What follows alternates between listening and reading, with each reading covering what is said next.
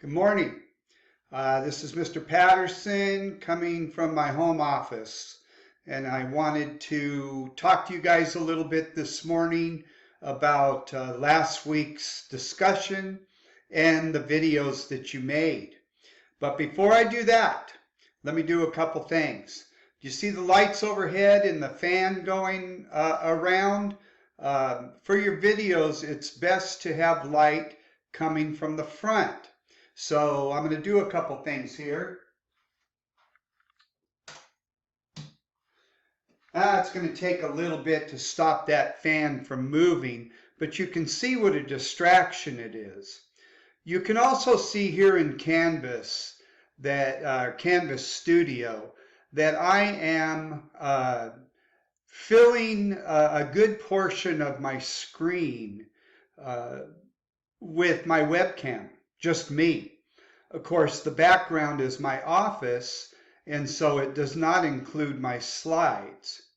Now, I'm in Canvas Studio right now, and right wherever you're, the little square, so in this case, it's a medium-sized rectangle.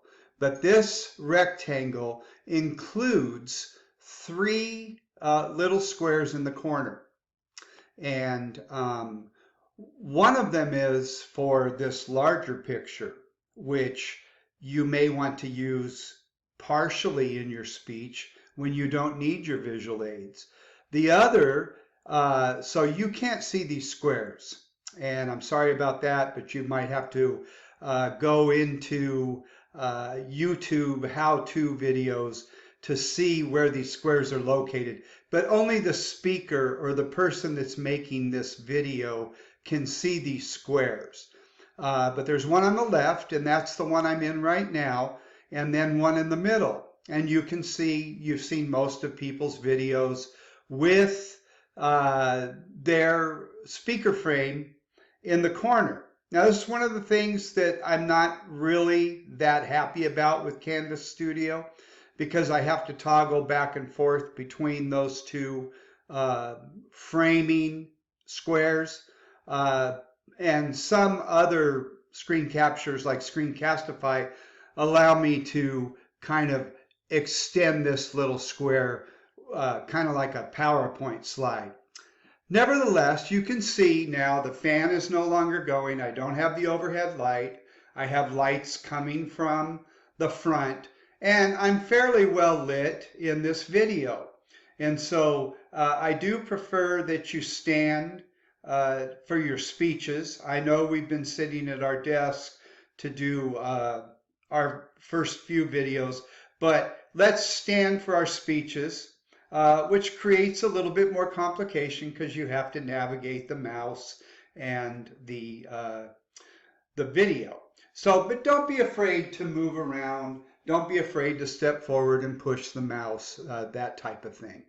Okay, so let's now go to our discussion last week that was on delivering your presentation.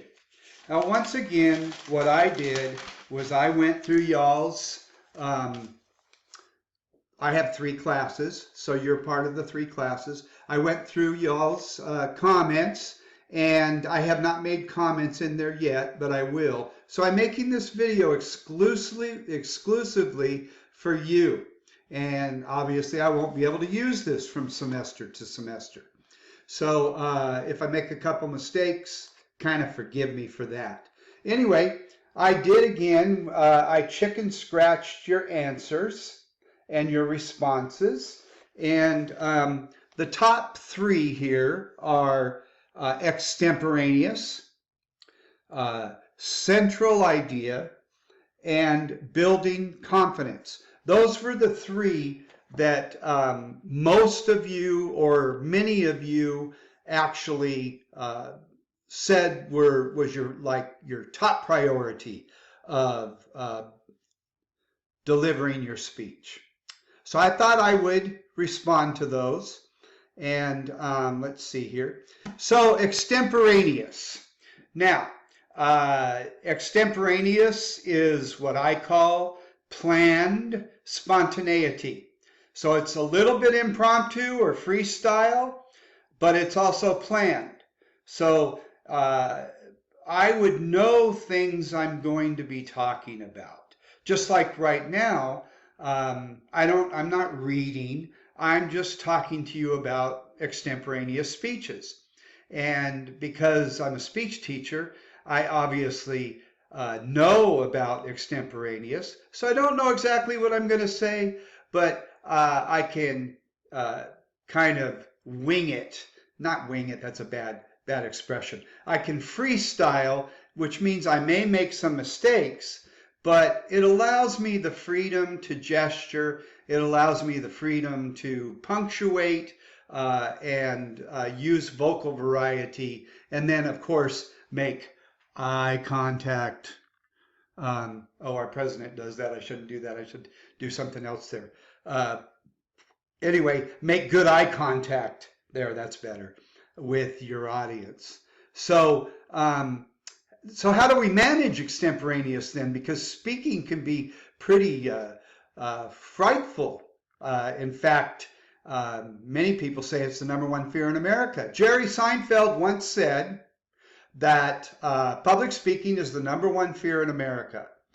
So that means a person would rather be in the casket than giving the eulogy.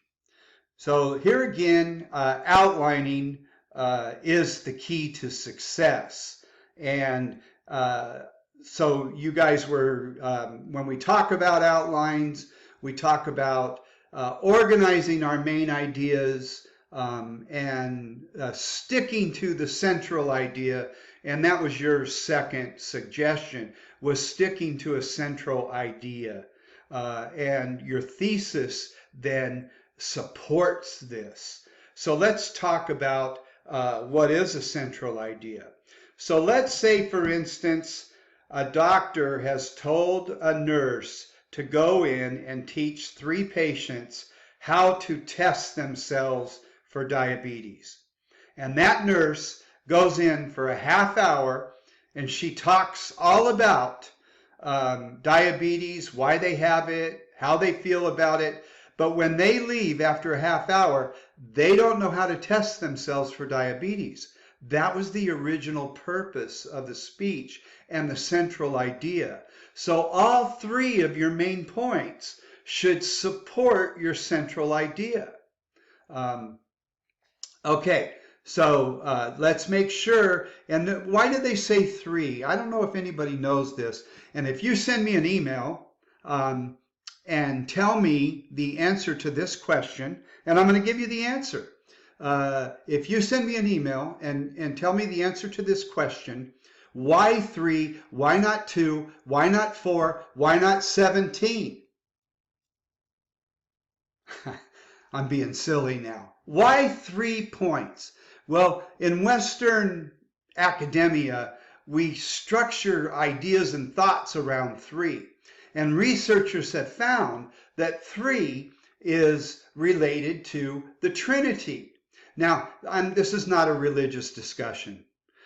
So for those of you that are atheist, agnostic, or a religion other than Christian, I'm only making this reference because this is what researchers have said. But we kind of think in 3s, and they link it back to the Trinity. So try to do 3 main points and keep your mind on those 3 main points. It becomes easier to speak. And if you think I'm not nervous right now, you're mistaken. But I'm organized so I can follow the pattern that continues to support my main idea, or what you were calling central idea. Now, the other thing you said was build confidence through evidence. Or I'm sorry, building confidence. Now I'm thinking, how do you teach somebody confidence? You know, could you have a class on confidence? And maybe you could, but where does confidence come from? I can tell you every semester when I step into a classroom, I'm scared to death. There's 25 people that I don't know that are all looking to me to guide them through the next 16 weeks, and I can barely make it through the first day. But once I get started speaking, I'm okay. So know your evidence. You know, research your topic. Come up with evidence that supports your central idea. And if you know your evidence and you include it in your outline, you will have the confidence to present it because you know it. Now think about the things that you know in life. When somebody asks you about them, you speak more confidently because you know about it. Let's say you played soccer when you were in high school and somebody asks you about soccer. How many positions are there? Why are there what's offsides? How come they don't score very many goals? You could answer all those questions confidently because you played soccer. So let's take the topic of missing children in missing children, not missing children somewhere, missing children in America. Okay, so let's say I've researched my topic and I find out, 200,000 kids are missing every year, and I might be a little creative and say every 45 seconds in America a child is reported missing.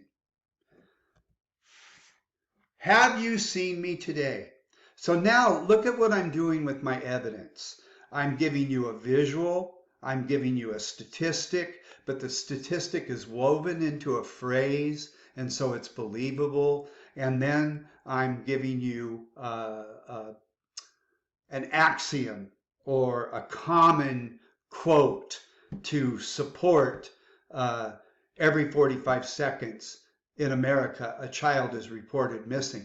Now think about that in a 5-minute speech. And incidentally, these speeches should be 5 to 6 minutes. So anyway, that being said, so every 45 seconds in America, a child is reported missing. I just realized I misspelled reported. So anyway, that was another thing you said is don't bring attention to your mistakes. But don't make mistakes in your text on your slides because people will see it. But because I was in a hurry and I made this exclusively for you, I'm not going to go back and remake this video. Now, if it was my speech for a grade, I would go back and remake this video. So every 45 seconds in America, a child is reported missing. That means I could stop my speech every 45 seconds. I could look out at the audience and I could say, have you seen me today? And go ahead and maybe show the picture again of one child. Okay, so we've been through extemporaneous speaking, which is planned spontaneity. We've been through speaking with confidence using evidence. Now I'd like to show you another way to build confidence as you work through your speech. Use visual aids. A lot of times I get a little frustrated with the news agencies today and the politicians. Right now, one of the big arguments in our society is gun control. But if you look at this chart, opioid-related deaths are almost twice as many as gun-related deaths. And and we're talking about really fentanyl here, which that subject is coming up more and more. And even auto accidents. Look at auto accidents. And so sometimes I think our politicians are using certain topics for votes. And if you want to go against that, you have to use evidence. And so, in my opinion, we should maybe be working on fentanyl, and it's the #1 killer for people, citizens of America between ages 18 and 45, fentanyl is. Okay, so here I am. I'm going to end on this idea. So we've talked about extemporaneous. We've talked about a central idea. And what am I doing right now? I'm reviewing. And we've talked about building confidence by using evidence and visual aids. And so we're all people, we all get nervous, but we can overcome that if we just use a few effective speaking techniques. Now, this is Mr. Patterson, and I am checking out. I hope you watch this video and get your extra credit, and I will talk to you later.